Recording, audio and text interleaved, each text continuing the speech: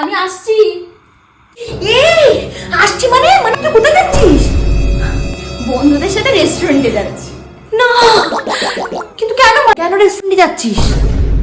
তুই কেন রেস্টুরেন্টে যাবি সেটা বল। রেস্টুরেন্টে গেলে তোকে রাস্তায় বেরোতে হবে। রাস্তার আবহাওয়া একদম ভালো না। তুই কেন রাস্তায় বেরোবি? রাস্তায় যেতে যেতে তুই ডিগবাজি খাস, হ্যাঁ?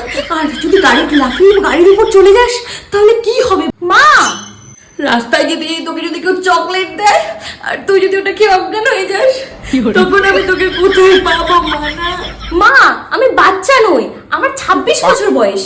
26 হোক বা 40, তুই আমার কাছে সারা জীবন সেই বাচ্চাটাই থাকবি। মানা, তুই বুঝিস না, তুই বাইরে বেরোলে আমার বুকটা দুপুক দুপুক দুপুক করে। মা, আমি এক্ষুনি গিয়েই চলে আসবো, তুমি এত ওভার অ্যাক্টিং করছো কেন? ও মায়ের ভালোবাসা, মায়ের চিন্তা ভাবনা তোর কাছে এখন ওভার অ্যাক্টিং মনে হচ্ছে। ঠিক আছে তুই যা, আমি আর কিচ্ছু বলবো না।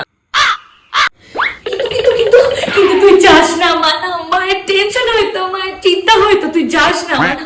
কোথায় গিয়ে তুই উল্টে পড়ে থাকবি, আমি কি করে জানতে পারবো বল? প্লিজ তুই যাস না, তোর যাওয়ার দরকার নেই বাবা। ধুর, যাবোই না আর।